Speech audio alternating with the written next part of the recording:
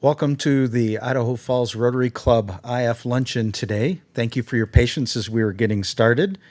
And it's just going to be another nice windy afternoon, so thanks for joining us. Fellow Rotarians, my thought for the day is if you're like me and you're watching way too much news during this time of social distancing and find yourself feeling like there are so many things going on that you have no control of, and wondering how you can have a positive impact on our world and on our community, I'd like to remind you about the Rotary Foundation disaster response area of focus. With more than 1.2 million members worldwide, Rotarians are on the ground and ready to take action to help communities recover whenever disaster strikes. Rotary members in the Rotary Foundation play a unique role in disaster recovery and rebuilding efforts. Working closely with our partners and other organizations around the world that specialize in disaster relief, Rotary members lead projects to support every phase of a community's recovery. Rotary supports 3 phases of relief. Immediate response. Our local clubs and partners immediately offer help and helping hands and supplies. In the short term, assistance, our clubs and districts help affected communities wherever we can help through funds and materials to reestablish day-to-day operations. Long term, rebuilding, our clubs plan and implement projects that rebuild the affected communities. Areas where Rotary has been involved in the recent past and ongoing efforts are world support to help Lebanon after the horrific explosion. Rotary District 6200 Relief Foundation Disaster Relief Program was established to assist individuals and communities impacted by disasters such as Hurricane Laura, which has devastated southwest Louisiana, Cyclone Harold, disaster response in the Pacific, Puerto Rico disaster relief after the hurricane there, wildfire relief in Australia and California, and floods occurring around the world. There are over 65 current disaster relief responses that Rotary is involved in around the world, and Rotary's effort is possible through leadership of local clubs like ours and donations by all of us to the Rotary Foundation. Please consider making a donation to the Rotary Foundation as part of your giving. It's now my pleasure to introduce Rotarian Catherine, our program director for the month, and she'll get us started on our program. Thank you, Catherine.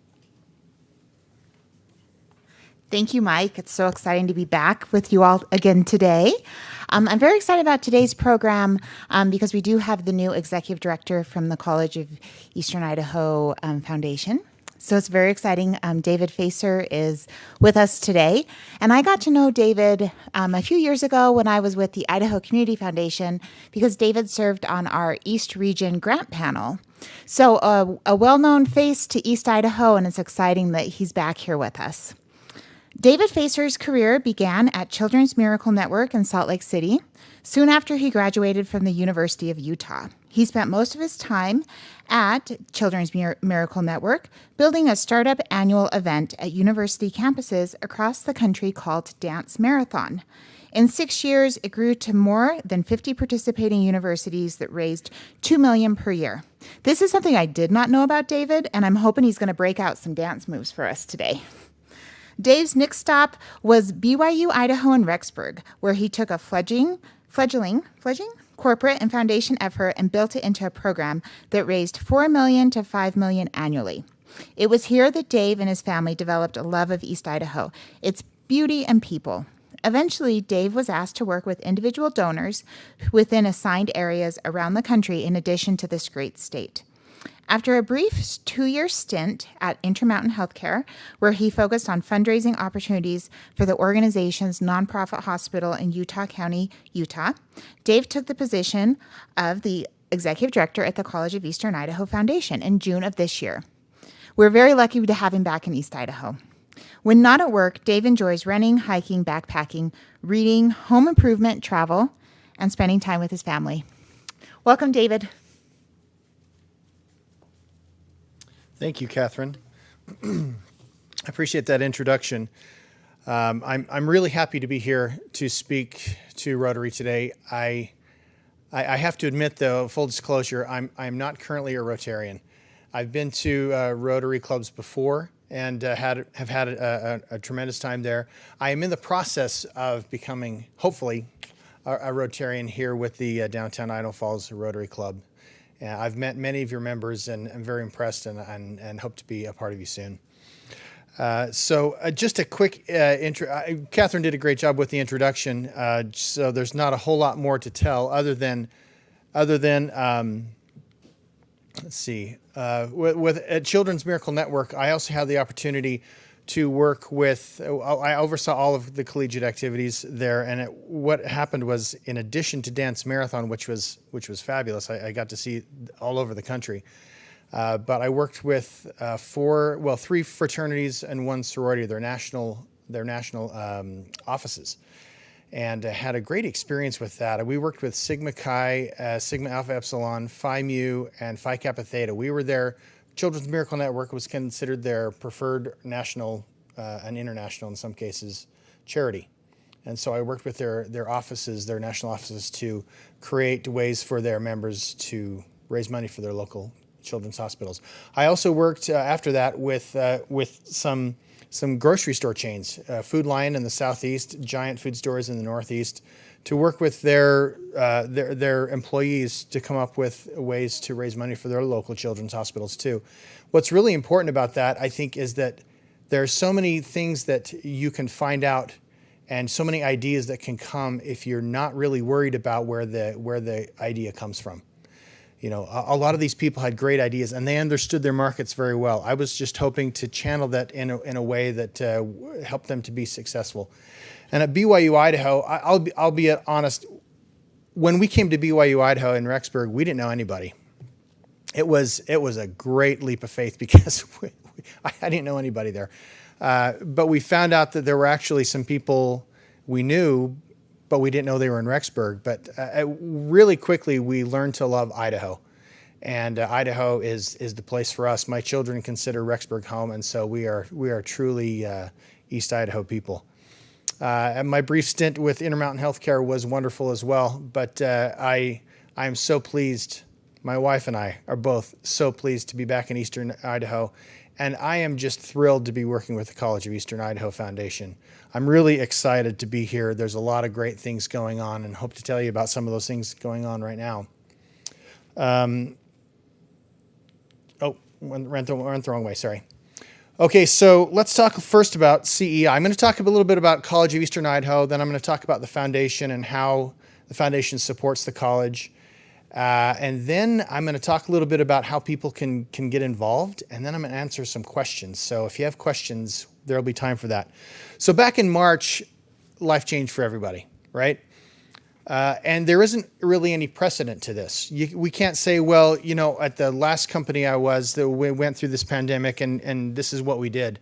There really is no plan. You can just do your best, or excuse me, no precedent. You can do your best to create a plan and stick with that plan and adjust on the fly.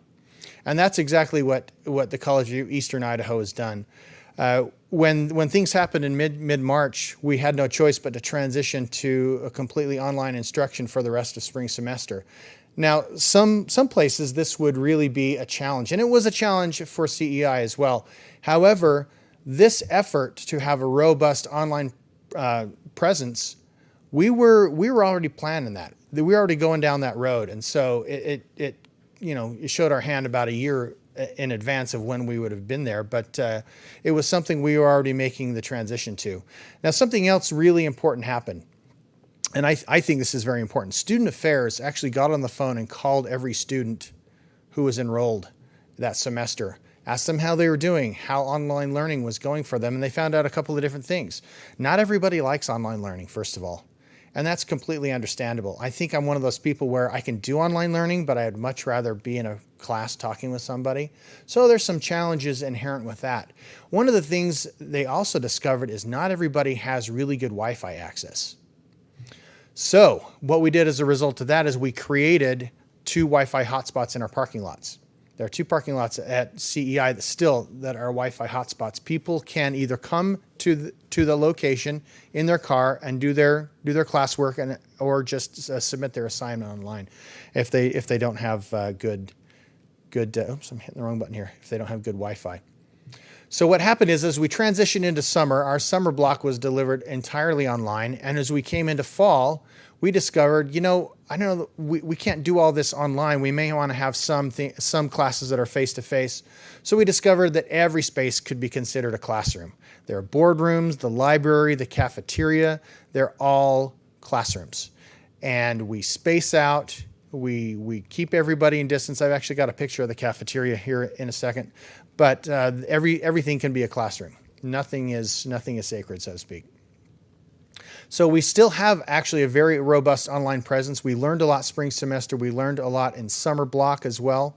And there are still some things to learn. I can't say that, we're perfect at this. Nobody's really perfect at this. The technology, if nothing else, changes all the time.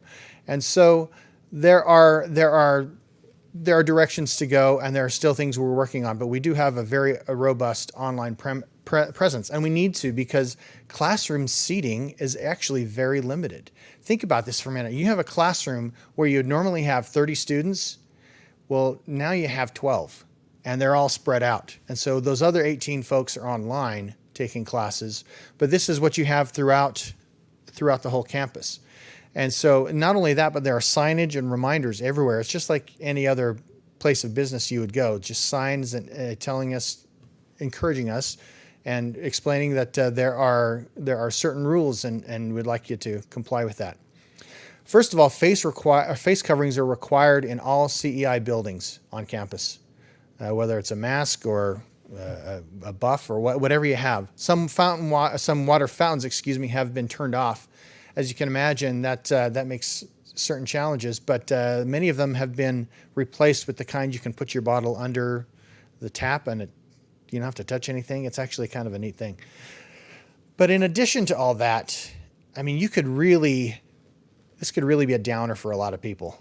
But I'm really impressed with the positive attitudes and the hope for a bright future. We're going in a great direction. We've got some great ideas, and the foundation is excited to be able to support some of those. Not only that, but we have an increase in our student body, a double-digit increase in our student body this semester. And by the way, here is our cafeteria. You can see the tables are set up not for people to eat, because people aren't eating in this cafeteria right now. They're set up for distancing from each student to student, but also student to faculty. And this would normally be a bustling place with a lot of people in it, but right now it's a classroom. This is our bookstore. Signage all over. You can see there's a notice that masks must be worn, and if you're sick, to please stay at home if you have any of these current symptoms. I also thought it interesting that there are signs on the bathroom encouraging people to social distance in the bathroom. Now, it's always good to have a good reminder, but I always thought that that's what we were always practicing anyway, right? That's what we're supposed to do in the bathroom. Since I was a little kid, I've been doing that, so I'm practiced. But also, so there are two-thirds of our students are online. Again, we just have had to do that, and we've been lucky that we're in a position where we're going that direction anyway, and so it's been great. It's been great to have that as an option. There are fewer students on campus, but there's less open space on campus, so it's sometimes hard to find places to meet, but we're making do. I told you that earlier that we had an increase in our enrollment. We have 1,800 students enrolled now, and that's 11% gain. We feel very fortunate because a lot of campuses throughout the state have either been flat or experienced a decline in enrollment. And I think we can credit our online presence for some of that as well. Now, I'm telling you all the things about CEI, and there are two parts of why this is important. First of all, I want to talk about the site and the local economy. Now, these numbers I'm going to talk to you about are really just relating to the site, but it does impact the local economy too. So What I'm reading and what I'm hearing is that in the next 7 years, the site is going to need 5,000 new workers. New jobs are opening up in construction. And in the next 7 years, there will be 1,200 new jobs in tech. And of those, 6,200 or in that neighborhood, 6,200 jobs, 2/3 will require a certificate, workforce training, or an associate degree. 2/3 will require something less than a bachelor degree. Now, this is what we're doing about it. First of all, there's a skilled labor facility, and that's the one on the right, this orange circle on the right. What this does, I've got some notes here for that. It's primarily workforce related. We can start as early as 16 and go on up from there. So actually, if we start at 16, someone who graduates from high school will have the skills to go into a job. That the idea behind this is to have a job that can, the wage of which can support a family supporting job at that age, and with that kind of training. So it'll focus on construction career pathways, skills, continuing education, that sort of thing, especially in programs like HVAC, electrical, plumbing, carpentry, welding, painting, and some other things. So it's really quite broad within the construction trades. And that's going to be, that could be, we're not sure where that's going to be because we still need to find a place for that. And we still need to build a building for that. Okay, so the next thing is future tech. That's in the left side there. This is really a gateway to opportunity because it will include programs for cyber, S-Tech, RadCon, nuclear operator and engineer, GIS modeling, virtual reality. All those sorts of things are needed. This is just at the site, as well as some other things in the public sector. And so these are going to be, this will be a building we need to build as well. So College of Eastern Idaho, we are the only institution in the state without this kind of facility. And our buildings currently, they're about 50 years old, and so they don't really lend themselves to teaching in this kind of instruction in the facilities that exist. So we have some funding already planned and for planning and design from DPW. And we're waiting some more matching funds from some other state and federal associations that will help in our planning design. But both of these, the reason why we do this is because we want these jobs that I've just discussed, we want them to go to Idahoans. You know, they're going to happen. So that we can either have Idahoans take these jobs or they'll come in from other states.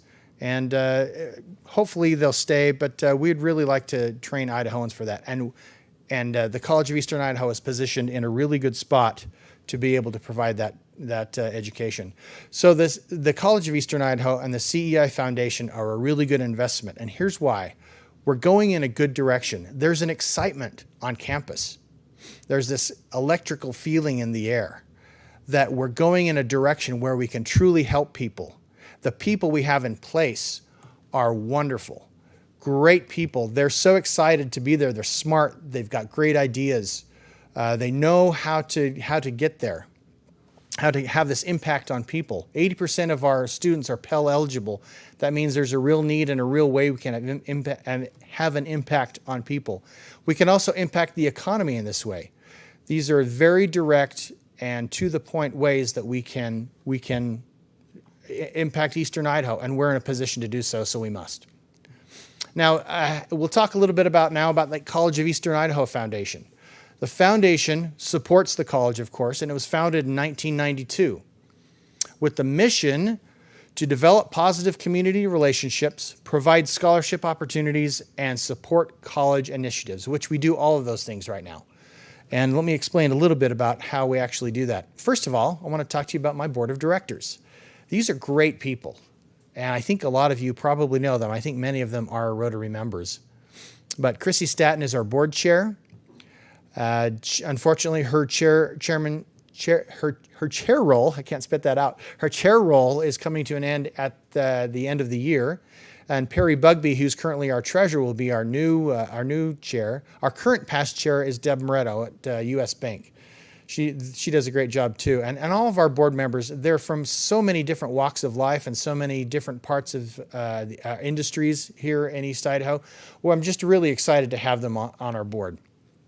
But let's talk a little bit about the numbers, who we help, and how we do that. So 291 students were awarded scholarships in 2020.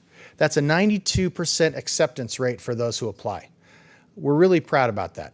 We do our best to give those who apply some assistance. That's an average of $1,200 approximately per student on average. And so that's about $600 per semester that we give to students who attend College of Eastern Idaho. 7 East Idaho counties are represented in that 291 students. Bonneville County, of course, makes up the bulk of it. Most of our students come from Bonneville, but we have every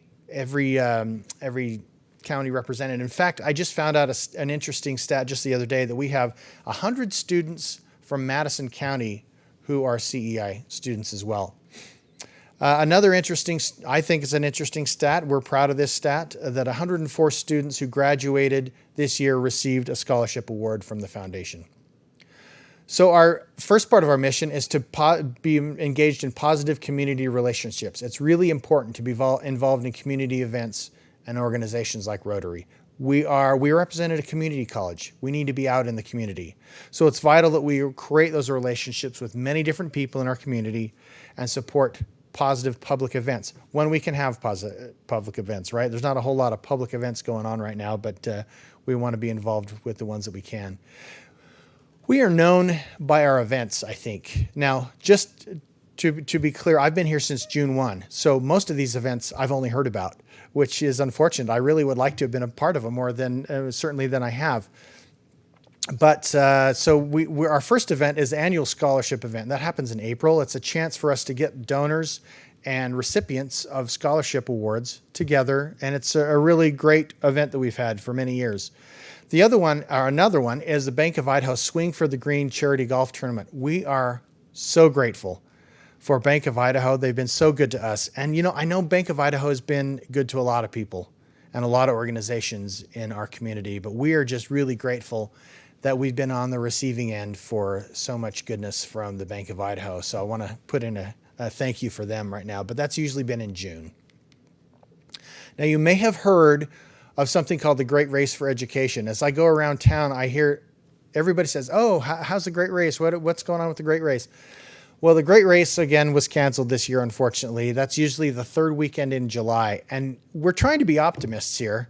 And so I've kind of put July 16th as next year's event because that's the third Friday in July for next year. We'll just kind of see how that is. But I also want to point out that I put in a picture of Teton Toyota, Teton Toyota from 2019, because as I recall, from what the word on the street is, they are the reigning champions of the last Great Race for Education we held in 2019. So maybe I don't know, we can get somebody to knock them off their pedestal. Maybe they'll be back for more next time we do this. So the last event we do later on in the year is Trunk or Treat. And I'm here to tell you, Trunk or Treat is on. We're doing it this year. And it's going to be October 29th, so that's a week from tomorrow. It's going to be drive-through, and that's the only way we can do it. The only way we can do it is because we have a big parking lot at the college.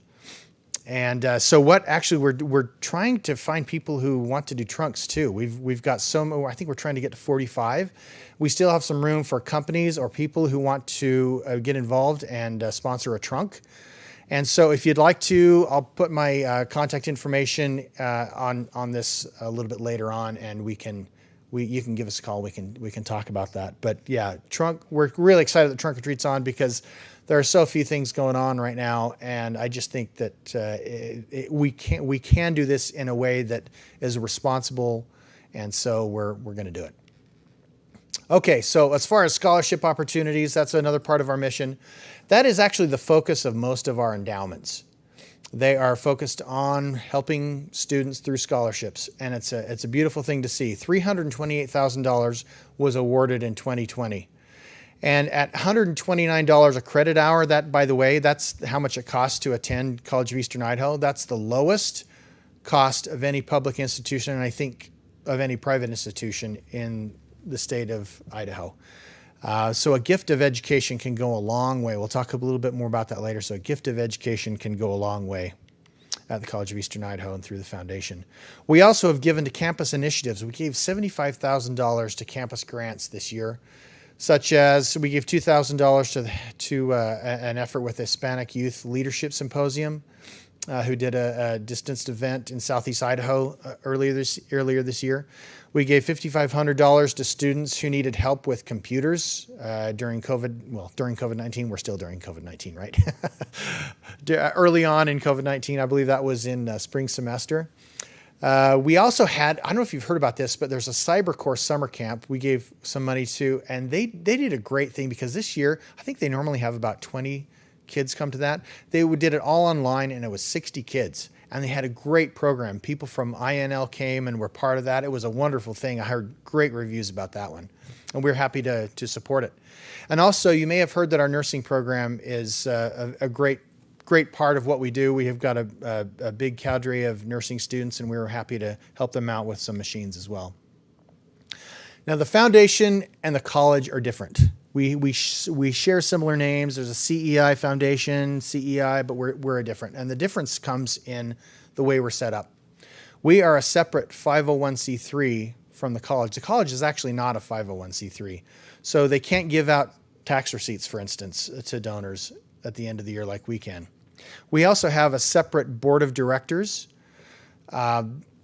The college has a board of trustees they report to. We have a board of directors, and a lot of their efforts with the board of directors is to oversee our our endowment, frankly, that we use to help students year after year. And also, we have a different mission. Our mission is specific to the foundation, where CEI's mission is a little bit different. Those are just some of the differences that we have, but I think they're some of the more important ones. I get a lot of questions from people, though, how they can make a difference with the College of Eastern Idaho. Now, I'm going to talk about some of the ways people can make a difference, but I also want to point out that we have a lot of nonprofits in East Idaho. And quite honestly, they are really worthy of support.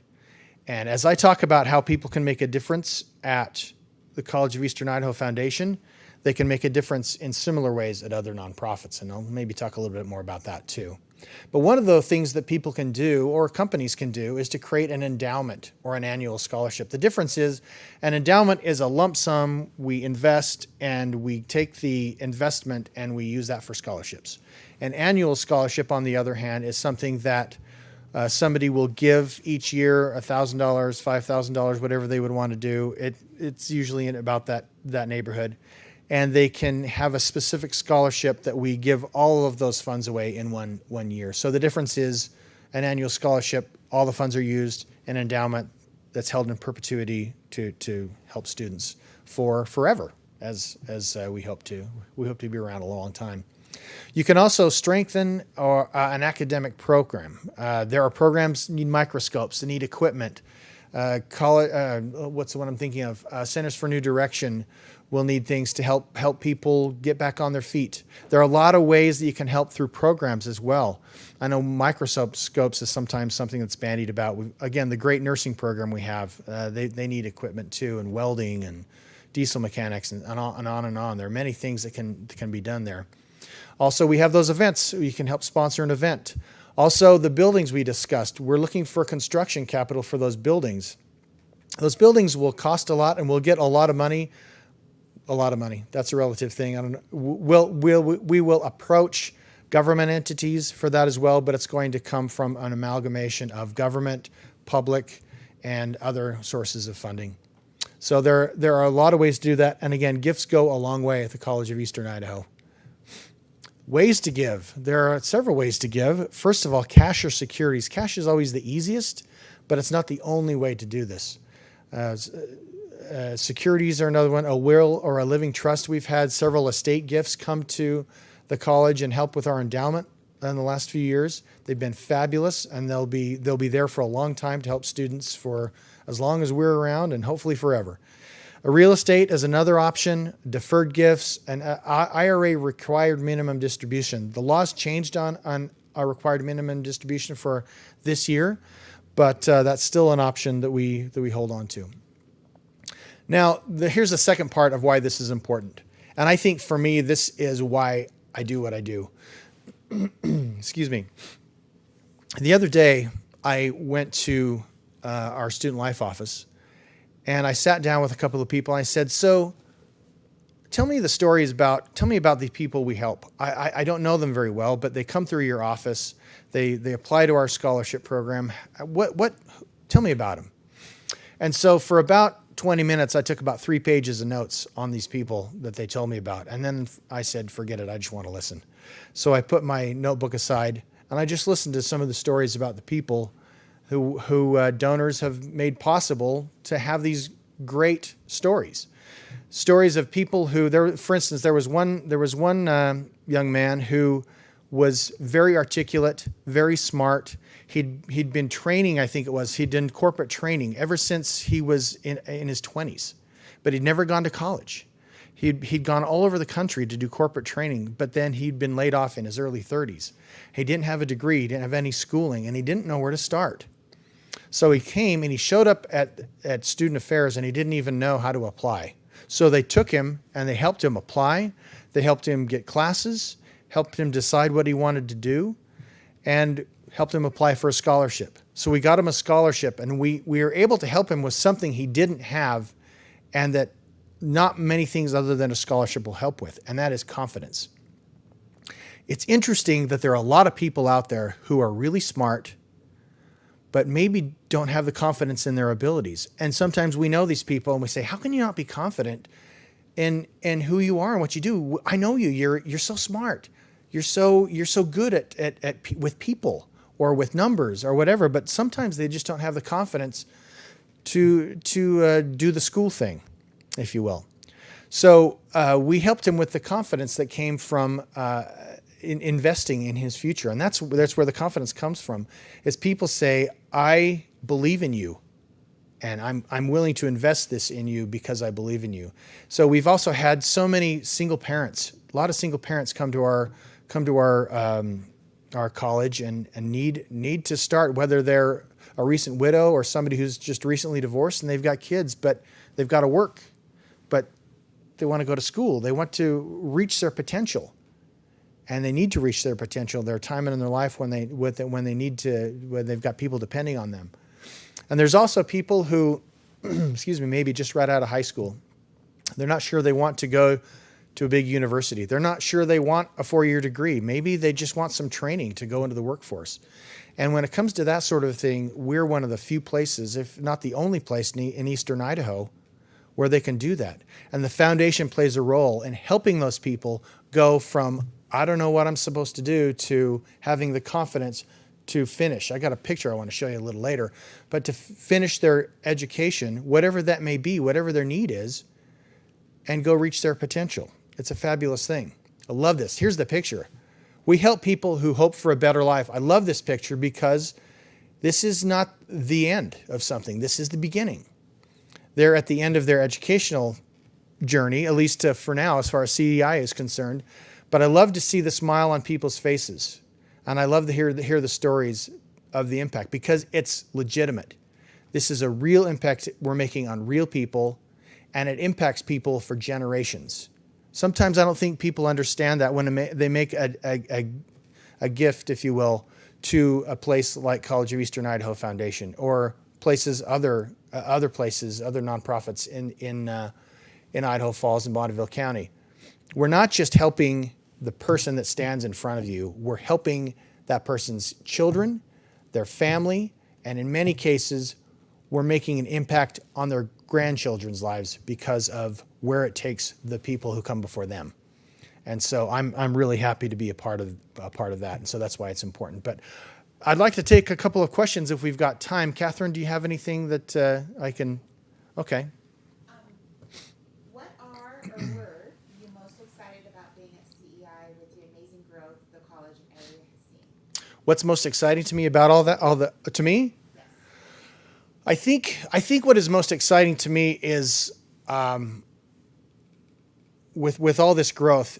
It's interesting. I was at BYU Idaho in 2002 is when I started, and it had just been a university for a year. And there was a very, very similar feeling on campus that there is at College of Eastern Idaho right now. And it's just, you can almost feel it. It's like electric. It's really exciting. People are excited about where we're going. People are excited about what we're doing. And I, as a representative of the foundation, my thought is, this is great. How do we help go in that direction? How do we help CEI and the students go in that direction? Because as I just talked about, it's really about the people. We can talk about programs and all day, but what's the end result of the buildings, the programs? It's to prepare people to become who they can become and to reach their potential, not only for themselves, but for the generations after them. And that, for me, is just so exciting. I hope I can help other people get excited about that too. Okay, so what challenges do you see with growth for the foundation coming out of the pandemic? What challenges do we see? I think we really, the pandemic, it's interesting for everybody. Again, there's no precedent for this. So I heard somebody explain to me it's kind of a reset button. So it's a good time for us to maybe step back and say, okay, what we've been doing has been great, but going forward, what do we need to start doing and what do we need to stop doing? So I think every organization should step back and take a look at that. I think I've done that personally. What do I need to really be doing now? And so for us, I think there's some challenges we have, but we've been doing some great things. And there are some other things we need to capitalize on. I want to see us have a broader donor base where it's not just about events and it's not just scholarships. Those will always be core to what we do. We will never go away from scholarships. That's been our core for so long, and there's a reason behind it. And so we're going to stay there, but there are other ways that people can get involved, and I'm excited about helping people fulfill their passions in that way. Okay, and last question. What is your favorite part of fundraising and working for nonprofits? Are you an event guy? What do you enjoy most out of the work? And do you see any dancing in the future? Oh, there's dancing. There's always going to be dancing.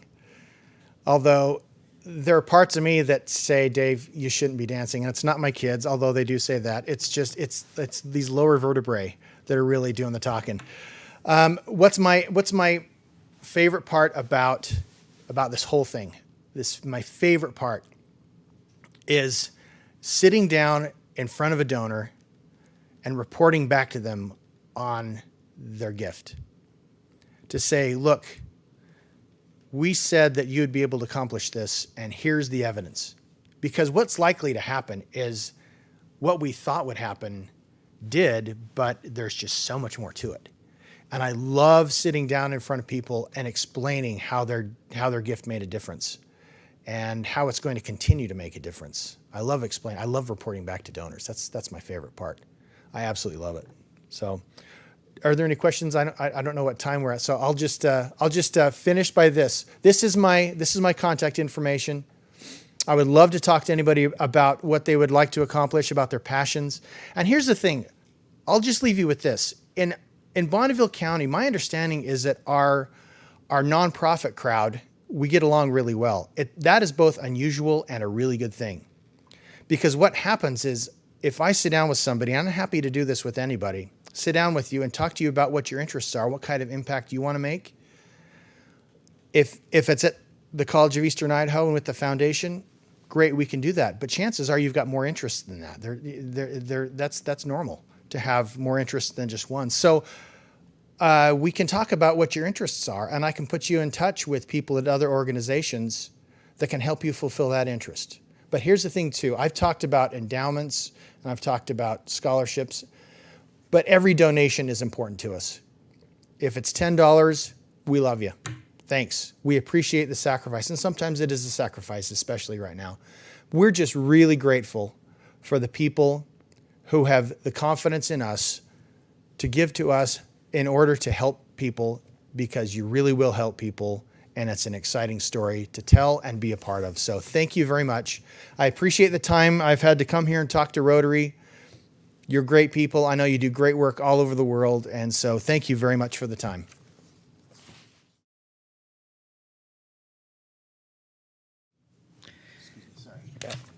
Thank you, David and Catherine, for another great program. Thank you to IE for all the support over all the months that we've been doing this and all the technology wizardry that goes on here to make this happen every week. And thank you, Rotarians, for all you do every day to make this community and world a better place. Have a great afternoon, and thanks for watching.